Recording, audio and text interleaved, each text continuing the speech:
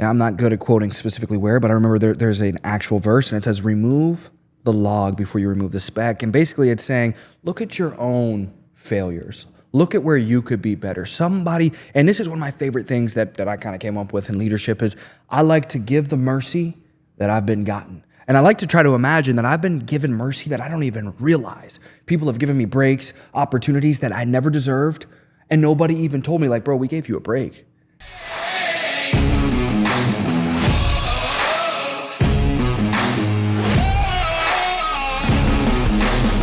We're live. So I'm going to share some lessons today. I'm going to start to utilize my podcast time when my guests are tremendously late to get more return on my investment. That's my first lesson. I realized I've booked a couple episodes in the studio and I paid for the hour. I pay hourly for the service, right? And I would just sit there and I'd wait for the guests. Spend 20 minutes, spend 30 minutes. But if I paid $350, $400 for the hour and a half, whatever it might be, hypothetically, you know what I mean? Let's just round up to half. It's like I just burned $200. I don't mind burning $200, but I do mind burning 30 minutes of my life. So that's the first lesson for you guys. Stop burning your life. You'll never get it back. Those 30 minutes of you sitting there playing on social media, I can't think of all the stupid things that I've done when I evaluate and look back and reflect on time wasted because it didn't fit the narrative. I had a plan. It didn't go according to plan. So I just sat there and waited. That is 99% of the reason why people fail. Things didn't go your way, so you sit there like a deer in the headlights. Wow, didn't go my way, so I'm going to do nothing. Well, that's why you're still in the position that you're in. That's why you're not getting these massive returns. That's why you keep looking for these shiny object syndrome. Somebody's texting me about meme coins right now. I literally responded, I have no idea what you're talking about. I think meme coins are just time fillers of, I hope this works. No, what works is you doubling down on the basics and being a solution finder. And I think you know, even better than a solution finder is a solution executor. Even if you are second guessing yourself and you're like, is this going to be valuable for me to utilize my time with this action? It's going to be far more valuable than you just sitting there and watching Netflix and doing nothing. Like everything that's happened good in my life has been a direct result from me taking an action, typically for an extended period of time. The longer I ate better, the better I started to look without having to do some massive, workout where it was like, dude, I got to work out 3 hours a day and just hit abs to get abs. No, if you just eat really good for 3 years, you will have chiseled abs.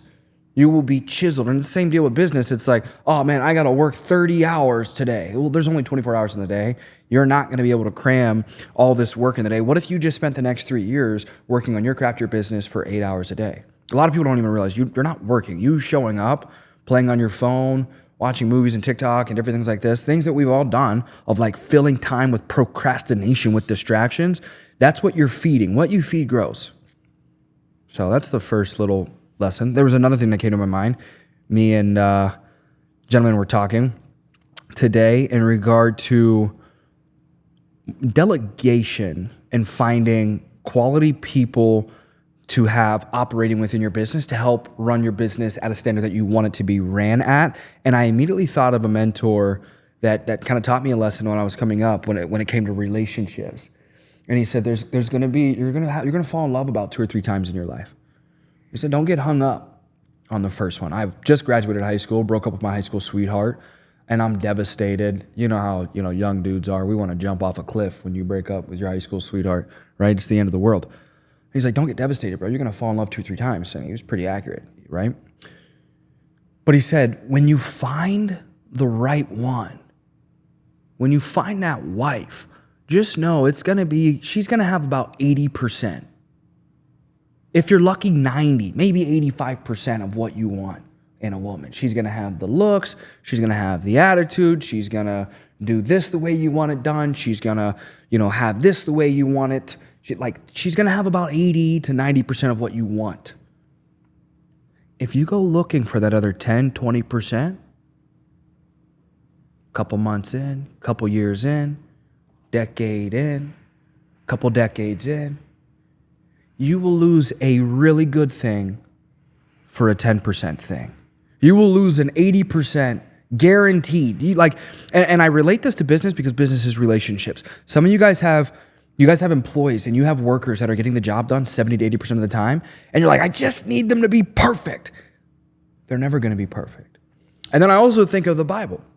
And I think of, one of the, I'm not good at quoting specifically where, but I remember there's an actual verse and it says, remove the log before you remove the speck. And basically it's saying, look at your own failures. Look at where you could be better. Somebody, and this is one of my favorite things that I kind of came up with in leadership is I like to give the mercy that I've been gotten. And I like to try to imagine that I've been given mercy that I don't even realize. People have given me breaks, opportunities that I never deserved, and nobody even told me, like, bro, we gave you a break. You don't even realize we did this, we found that out, and you shouldn't have had the opportunity. Shouldn't even be here today. It's all because of God.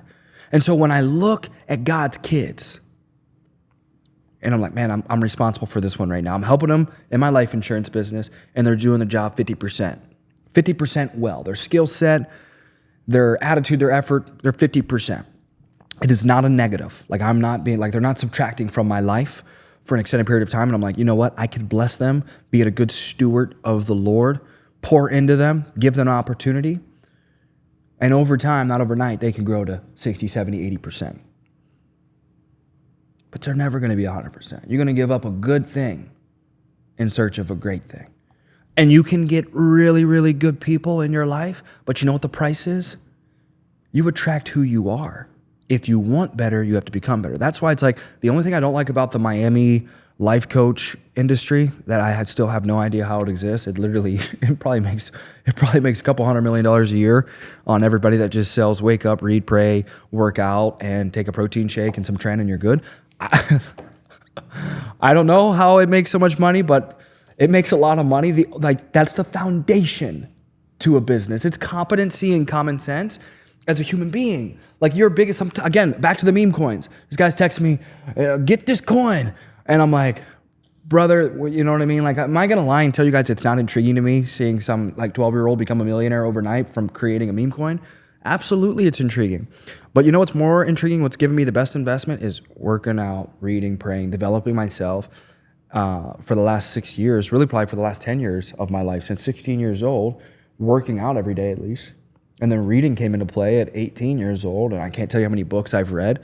I've wasted reading, but I've increased my grammatical skills, my, ability to comprehend different terms, just grown my brain and becoming a higher quality person. That's why I have the best woman in the world. The woman I have now, I wish I would have had then, but I'm grateful for my past, for the experiences that I've had, the very few, I think I've had one or two legit relationships, probably like one legit relationship prior to the girl I'm with now. I'm glad I had all those experiences because the woman I have now that I will marry, she's that 100% girl. She's rare, an angel. There's nothing I would change about this girl. Even in my short-term, attitudes when I'm like, dude, why are you questioning this or why are you questioning that? I look at it as like one of my most viral quotes on Instagram is, I need you to love me but not support me. And it was inspired from her just challenging me to grow and become a better individual. And I was like, this is the woman I wish I would have met at 16 years old. I would be a trillionaire by now because of the value that she brings to my life by challenging me to think more intelligently, to think more organized, to challenge me to be even healthier. I've had a six-pack since 16, and she's like, this is when you know you have really good people in your life, not just the partner you choose. The partner, the relationship, the business partner that says, what if you could have better? What if you could do more? What if you could have more? That's when I knew. I was like, I found the angel of all angels. I tell her, I was like, you escaped from heaven. God didn't intend for you to come here. You escaped. So she's an absolute angel. Shout out to Gally. Love you, queen. Let's get into lessons because I have not even touched any of my lessons. This is all just, I write stuff down. It just comes to my mind. This is all stuff that's come to my mind in the last 30 minutes of my morning. Now we're getting into lessons I've written down over the last week and a half, 2 weeks. First one is sometimes God puts people in your life to remind you what you've overcame. I've got a really good buddy in my life, and a week or two ago, I think I was complaining. I hate all these entrepreneurs that lie about, they're always on Instagram, sharing some type of quote. They love the way entrepreneurship looks opposed to sharing the reality of entrepreneurship. And it's bloody, it's gory, it's painful. You're sad, you're borderline depressed and anxious and worried that you're super behind, especially in the early years. It's not like I've never considered quitting or giving up, but it's like, dude, you're like, man, am I failing? Do I suck? When is it my turn? When's it my break? And then you got these social media entrepreneurs that's like, everything's kumbaya and peaceful and take more tests and everything's, you're going to be fine. Like, you'll be a billionaire tomorrow. Get the Dogecoin. Like, that doesn't like actually exist. I've not met anybody that's legit that does that, but really close friend of mine and close guy in business. He said, I'm here to remind you. This is what he told me. He said, I'm here to remind you on what you need reminded on. And he went on to say, he's like, bro, look at everything that you've accomplished. Look at everything that you got through, that we went through. He was like, remember when we first started and it was just 3 of us? When we were building the insurance office in Chicago and we took over a territory that had essentially retired and the people had left that were prior there, and it was just the 3 of us and everybody left us. We had minimal resources. We didn't have any guidance. You were 22 years old. You just went through a breakup. One of your best friends killed himself. And you were leading an office, building an office.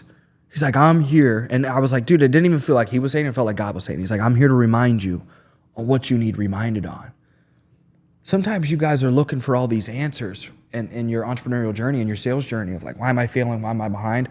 There's people in your life that God put in your life to remind you on what you need reminded on. Would you go back where you were 10 months ago? A year ago? How far you were behind? In life and self-development and the relationship, would you give it up? No, you wouldn't. You may think you would, but you wouldn't give it up. I'm here to remind you on what you need reminded on. That's what John told me.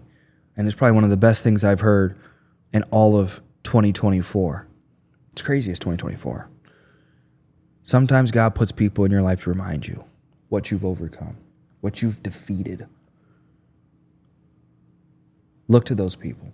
You need encouragement? Look to the people that are there to remind you on what you need reminded on what God got you through.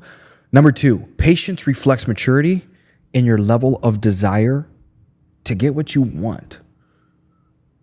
To get what you want. There's multiple things that I reflect with desire. When you want something bad enough, people tell me I'm burnt out. I've heard that a lot in sales, and I've never really experienced a burnout for myself of like, man, I'm so exhausted. I just need a week, a day. I've never thought of that. I've always picked up the phone, engaged with people on insurance business, talked insurance, life insurance, and sales. And I would say the biggest thing that I would give credit to, would be my desire. I want the result more, I would say, and it's like, what result? I want the vision in my mind of becoming a better human being, wealthier, healthier, a solid business reputation and solid relationships more than any other potential outcome. Because then you start to risk of, if I do this, I know I will get that. And that's for me, that's intentional activity towards my business. Everything else I don't know. It's like gambling. It's like somebody hitting you up and saying, hey, bet on this and bet on that, and let's go into this coin and let's go into this stock. And it's like, I don't know who owns that stock, that company. I don't know if they're doing crack. I don't know if they're cheating on their wife. I don't know, like, if they're working their business. I don't know how they treat their employees, how they develop their products or services. I don't know how they do what they do, but I do know how I do what I do. And I say this because this point says patience reflects maturity and your level of desire to get what you want. But I think what even precedes that is, like, if you don't understand the desire is the most important variable of why you feel like you need to be impatient and you're looking for a faster thing. Think of the fast things in life. And what I mean by that is, like, the things that are very easy to get. A guy that's very easy to, like, young women, you watching this. Do you want the guy that's super easy to get? You know what I mean? Like, oh, like, he's just super easy to get. Or do you want that guy that's like hard to acquire, high level standards? He ain't just like, oh yeah, I'm a first night type of dude. And it's like, you're a dude, you know what I mean? It's like, all right, I know how our brains operate. But like, what if you operate like a king where it's like, yo, like girl, if you want access to me, you got to fit this standard. Kind of like how like the higher quality typically a woman is, she's going to have standards. You got to do this. You got to be this tall. You got to hit this in the gym. You have to have this type of business. You have to have this type of like, especially like biologically when you break it down, it's like a man is looking for somebody he can partner with that would raise his children and bring value to the household, to himself, protect him, and bring loyalty, undeniable loyalty to his house. But as men and vice versa, you know, as the woman, you know, you can start to kind of dissect and realize like the woman is looking for someone that can protect and provide. Low-level men would label that as a gold digger. She just wants me for money. No, brother. If we were 1,000 years ago, she would just want to make sure you can go out and provide the most deer meat. You know what I mean? Like you can come provide value for the house. You can feed the house. So now currency has changed from going out and defending your home from saber-toothed tigers and bringing home meat to you bring home money to now buy said meat. So like somebody with a low-level intelligence, not that smart, would think like, oh, the pretty girls just want, the high-quality girls, they just want gold diggers. No, they want providers, protectors. And you can see like in how a woman values herself, her standards are lower. It's like, I don't really need someone that can provide. We can just take advantage of, you know, welfare and whatever comes. We can be homeless. Obviously, you have a lower quality, easier woman. It's typically the harder woman to acquire that has higher standards. As I go on this rant, this tangent of desire. But I look at patience, a reflection of maturity and how deep your desire is, how intense your desire is. Somebody that's super impatient is super immature in their desire and also in their personal being. If you waited for it, and I can think of everything great when I read through the Bible. I don't really see any stories that are compelling. I don't really hear anything and feel anything that is compelling to my soul and my faith. And then the Israelites, they escaped slavery overnight. No, the Israelites went through a journey for 40 years. When Moses led the Israelites out of Egypt, it was 40 years of a journey. And a lot of people look at this, well, it was a waste of time and he was not obedient. Well, maybe he wasn't obedient, but he was patient. Patient reflects your maturity and your willingness to get the job done, your desire. If you wanted it bad enough, you would be more patient. Because when you want something bad enough, the how doesn't matter. Like the podcast I'm going to hopefully do today. He's a NCAA 4-time All-American. He's a killer. Let's see where he's at, actually. Hopefully he shows up. If not, I have 100 lessons in here.